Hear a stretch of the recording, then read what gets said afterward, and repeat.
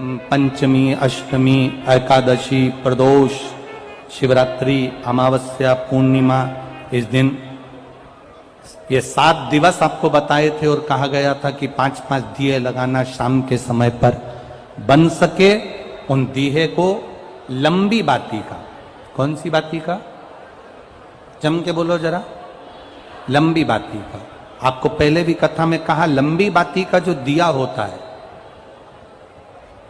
लंबी बाती का जो दीप होता है, वो दीप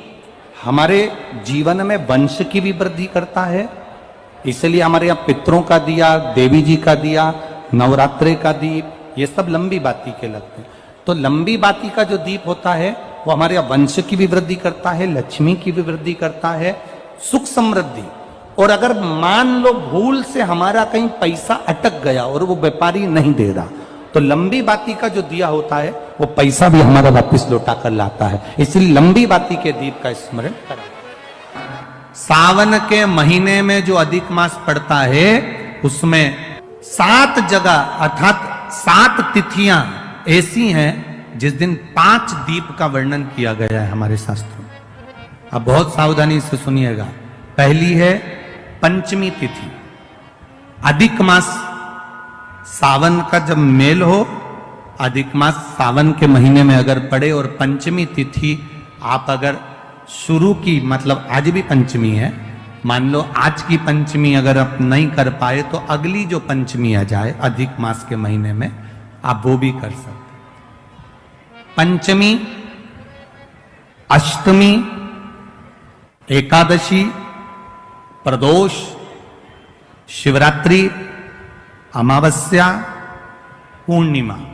ये 7 तिथियां हमारे यहां सावन के अधिक मास का जो संजोग होता है, इसमें ये 7 तिथियां, फिर से बोलो, पंचमी, अष्टमी, एकादशी, प्रदोष, शिवरात्रि, अमावस्या, पूर्णिमा, ये वो तिथियां हैं 7 जिन तिथियों में अगर हम 5 दीप घृत के, घी के 5 दिए अगर अपने दरवाजे के बाहर केवल भगवान की भक्ति के लिए, शिव तत्व की प्राप्ति के लिए, वैसे तो दीप लगाना चाहिए, तुलसी के क्यारे के पास लगा दो, मंदिर में लगा दो, या शिवालय पर लगा दो, या देवालय पर लगा दो। और इस कीचड़ पानी में अगर कहीं ना जा पाओ, अगर पानी वानी बरस रहा है, जगह जगह बहुत पानी है, भले इधर क्षेत्र में इतना ना दिख रहा हो पर अन्य क्षेत्रों में बहुत पानी है, तो कोई ना जा पाए तो भगवान का स्मरण कर कर उन दीप को भगवान के सामने प्रज्वलित कर कर 5 दिए इन तिथियों में, पंचमी, अष्टमी, एकादशी, प्रदोष, शिवरात्रि, अमावस्या और पूर्णिमा, जो सावन के महीने में अधिक मास पड़ता है, उसमें ये 7 तिथियों पर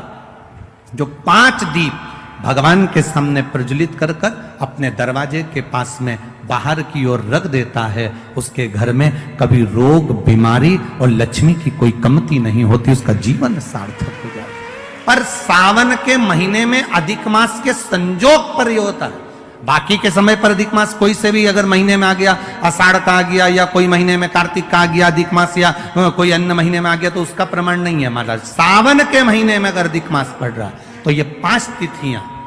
अब कई लोग कहते हैं गुरुजी पंचमी हम 2 लें, 2 पंचमी आएगी, 2 एकादशी का वर्णन आ जावे, तो हम कौन सी? तो यहां एक भी अगर आप कर रहे हो 7 तिथियों में से एक भी अगर ये नहीं कर पाओ तो अगली कर लो, अगली नहीं कर पाओ तो ये स्मरण में रहकर डॉक्टर का पीछा ही नहीं छूट रहा हो,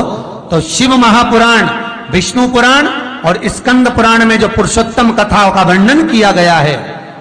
एक आटे का दिया, उसमें 4 बत्ती, आटे के दिए में 4 बत्ती रखें, तिल्ली का तेल डाल लें, थोड़ा सा उसमें सरसों का तेल डाल लें। महाराज घर के बाहर, अर्थात घर के अंदर के बाहर जो चौखट होती, चौखट से थोड़ा सा बाहर, बिल्कुल चौखट पे नहीं बैठना, थोड़ा सा बाहर, 9वीं तिथि के दिन शाम के 6 से 6:30 के बीच में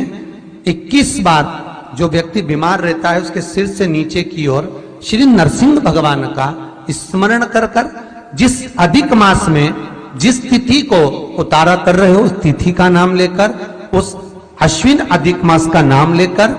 जो व्यक्ति का उतारा कर रहे हो उसका नाम और गोत्र लेकर 21 बार जो उतार कर उस दिए को घर के ही चौखट पर रख देता है, उस व्यक्ति की बीमारी छूट जाती है महाराज। वो